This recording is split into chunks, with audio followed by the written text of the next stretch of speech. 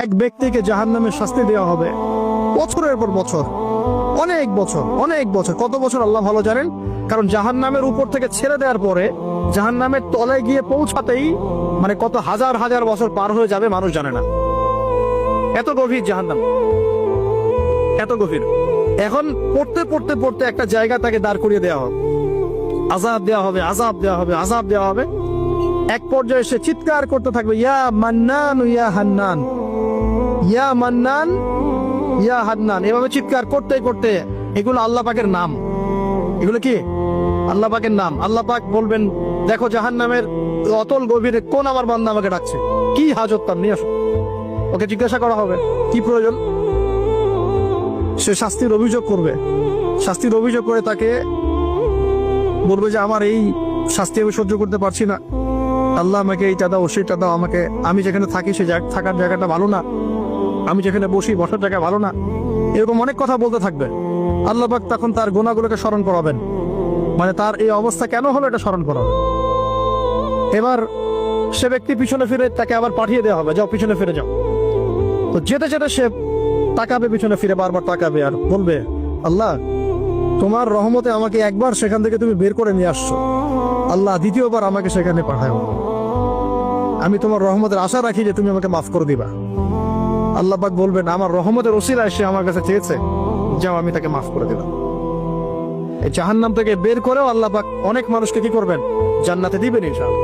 আরেক ব্যক্তিকে মাফ করেছেন আল্লাহ রাব্বুল আলামিন, যে তার সন্তানদেরকে বলেছিল আমি মারা গেলে আমার লাশটাকে পুড়িয়ে ফেলবা, অর্ধেক ছাই বাতাসে ভাসিয়ে দিবা, অর্ধেক ছাই সাগরে ভাসিয়ে দিবা, বাতাসে উড়িয়ে দিবা, সাগরে ভাসিয়ে দিবা। আল্লাহ পাক ছাই জড়ো করেছেন, করে বলেছেন কেন করেছো এই কাজ? সে বলবে মিন খাশিয়াতিকা ইয়া রাব্বি, হে আল্লাহ তোমার ভয়েই কাজ করেছিলাম, আর তুমি খুব ভালো করে জানো হে আল্লাহ আমি তোমার ভয় করেছি না অন্য কোনো কারণে করেছি। আল্লাহ পাক তাকে বলবেন, যাও আমি তোমাকে মাফ করে দিলাম। এক নারীর কথা আসছে, ব্যভিচারী মহিলা, জিনা করে, পতিতা মহিলা, একটা কুকুরকে পানি পান করিয়েছে, আল্লাহ তাকে মাফ করে দিয়েছে। আর একজন লোকের কথা আসছে যে তার বন্ধুকে এতটুকু বলেছিল, একজন ব্যক্তি তার বন্ধুকে এতটুকু বলেছিল যে আল্লাহ তোকে কোনোদিন মাফ করবে না, আল্লাহ তোকে কোনোদিন মাফ করবে না। এরকম কথা কিন্তু আমরা অনেকে বলে ফেলি। আল্লাহ পাক মৌতের পরে এই দুই ব্যক্তিকেই ডাকবেন, কিয়ামতের মাঠে ডাকবেন, এটা বারজাকে হয়েছে। বলবেন, আমার রহমত নিয়ে কথা বলার এখতিয়ার তোমাকে কে দিয়েছে? আমি কাকে মাফ করব কাকে করব না এই কথা বলার এখতিয়ার তোমাকে কে দিয়েছে? আজকে আমি তাকে মাফ করে দিলাম, তোমাকে জাহান্নামে দিয়ে দিলাম, চাপ চলে যাও। একজন ব্যক্তির কথা আসছে, 99টা খুন করেছে, তওবা করার সুযোগ আছে কিনা খুঁজতে গিয়েছে। এক আবেদ যে ইবাদত করে, আলেম না আবেদ, সে বলেছে কোনো মাফ নাই, ওকেও হত্যা করে 100 পূর্ণ করেছে। পরে অন্য এক আলেমের কাছে গিয়ে তওবা করেছে।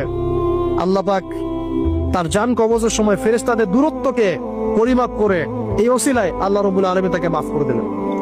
অতএব আল্লাহ রাব্বুল আলামিনের এই বিশাল রহমত আমরা পাবো, আশাবাদী ইনশাআল্লাহ। এই কারণে আমাদের প্রথম যে বিষয়টা ফোকাস করতে হবে, আল্লাহ রহমত পেতে হলে আমাদের অবশ্যই বস্তুবাদিতা ত্যাগ করতে হবে। আল্লাহ পাক দুনিয়া পছন্দ করেন না, দুনিয়ার মোহে যারা ডুবে থাকে আল্লাহ এদেরকে পছন্দ করেন। দুনিয়া প্রয়োজন, যতটুকু আমার দরকার আমি করব, যতটুকু প্রয়োজন নাই এই বিষয়টা আমি পেতেই হবে, চাই চাই আরো চাই, হ্যাঁ দু হাতে চাপাও হাত পেতে নাও, ঋণ করে হি খাও, এইসব দর্শন ঘাট ধারবো না আমরা ইনশাআল্লাহ। আমাদের দুনিয়া চলে গেলে যাক, বাকির খাতা পূর্ণ হোক ইনশাআল্লাহ তাআলা। আর এই দুনিয়াতে এসেছি আল্লাহর ইবাদত করার জন্য। শিখলাম, জানলাম, বুঝলাম ইবাদত মানে শুধুমাত্র নামাজ, রোজা, হজ, যাকাত নয়। এগুলো অবশ্যই ইবাদত, এগুলোই ইবাদত নয়, বরং আমাদের জীবনের প্রতিটা কাজই ইবাদত। আমাদের স্ত্রীর মুখে ভাত তুলে দেওয়া পর্যন্ত, একটা মুসলিম ভাইয়ের সাথে হাসি মুখে কথা বলা পর্যন্ত, মুসাফা করা পর্যন্ত, এভরি সিঙ্গেল ওয়ার্ড যা আমরা এই দুনিয়াতে করি, এগুলো ইনশাআল্লাহ তাআলা ইবাদত বলে কাউন্ট হবে যদি আমরা এগুলোকে 3টা পদ্ধতিতে করি। এক, আল্লাহর সন্তুষ্টির জন্য করি, 2, রাসূলের পদ্ধতিতে করি, এবং হালাল খেয়ে করি ইনশাআল্লাহ তাআলা। আল্লাহ পাক আমাদের সবাইকে এভাবে ইবাদত করার তৌফিক দান।